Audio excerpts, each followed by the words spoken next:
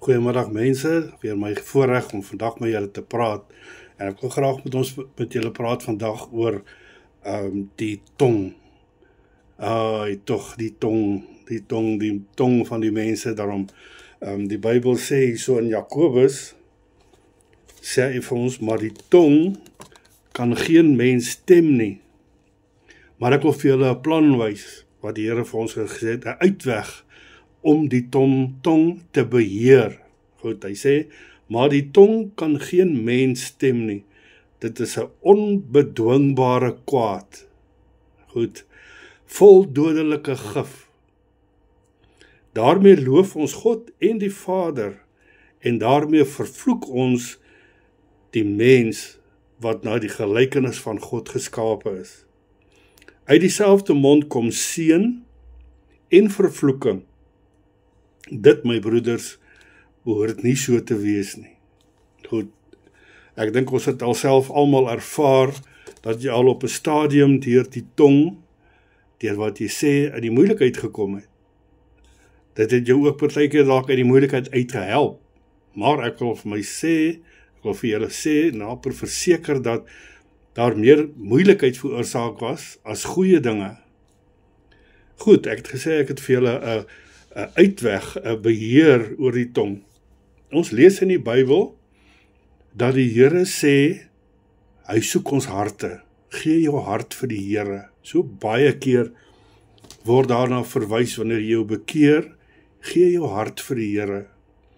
Laat die Heilige Gees, laat Jesus op die troon van jou hart sit, dat hy jou lewe beheer, en dan sal dit goed gaan met jou, dan sal jy reg wees, dan sal dit in beheer wees, want die Here het meer beheer oor ons, as wat ons self het. Hy het ook beheer oor ons tong, wat altyd so lekker glip, en altyd die verkeerde goed op die regte tyd sê, of dalk andersom, ek weet nie, maar altyd klink vir my na 'n probleem. Reg. Maar daar is 'n waarheid, daar is 'n beheer. Hy sê so ontembaar, maar hy kan beheer word. Goed. Ek gaan nou verder vir ons lees. Kyk, ons blaai gou daarna Spreuke toe. Spreuke 4 vers 20. Spreuke 4 vers 20 sê, my seun, dis Jesus wat hier praat, luister na wat ek sê, neig jou oor tot my woorde. Dan oor ek konsentreer, luister aandagtig wat hy sê. Luister na my woorde, laat hulle nie wyk uit jou oë nie. Bewaar hulle binne in jou hart. Nou sê, dis een van die punte, want hulle, sy woorde is die lewe vir die wat hulle vind. Verstaan?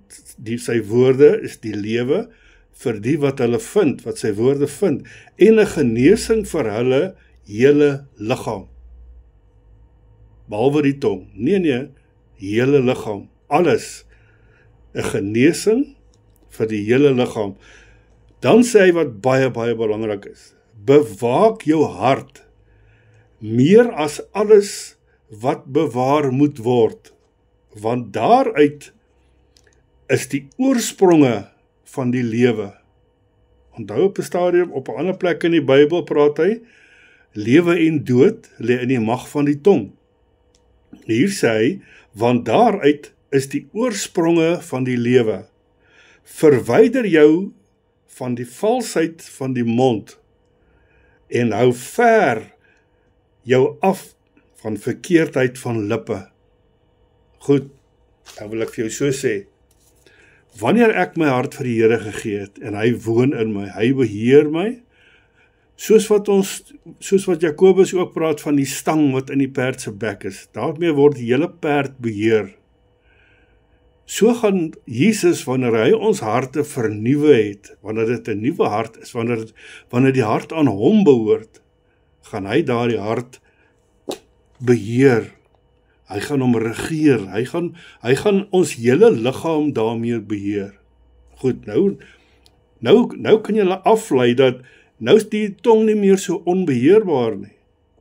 Nou kan hy beheer word, maar ons moet Jesus toelaat om dit te doen.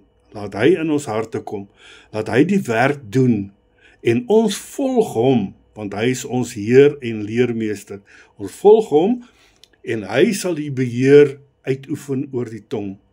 Dat ons alles wat ons sê, met die waarheid van lippe doen. Hier sê hy duidelik, verwyder jou van die valsheid van mond, en hou jou ver van jou af die verkeerdheid van lippe. So, elke keer wanneer ons praat, hy sê ook op 'n ander plek, wees stadig om te praat. So, bedink jou woorde, toets jou woorde, of dit van Jesus is dit Jesus se woorde, of is dit my eie vlytige menslike reaksie wat die woorde gaan uitgee, want dit is gewoonlik waar die probleme begin, waar ons verkeerde woorde gebruik, en mense is tog so vinnig altyd om verkeerd te hoor. Wanneer ons verkeerd praat, gaan mense verkeerd hoor, maar mense hoor partymal onnodig verkeerd wat jy nie regtig so bedoel nie. Baie keer het ek al gesien, mense lees 'n boodskap op sy foon.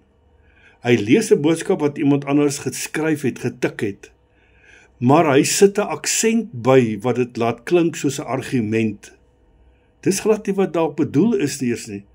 Laat die mens vir met jou praat, en kyk met watter temperament praat hy jou, met watter temperament gebruik hy om vir jou 'n boodskap oor te dra.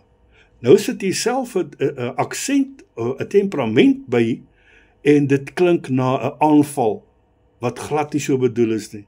So hulle sê in Engels, you jump to conclusions. Nee, ons lewe nie so nie. Ons lewe in liefde en selfbeheersing. Ons lewe uit die vrug van die Gees. Goed, dit is my boodskap vandag vir julle. Gaan kyk daarna, bestudeer dit, eet die woord, sodat dit in jou sal posvat, en in jou sal oorheers, en jou sal beheer. 'n lieflike naweek vir julle almal, groot seën.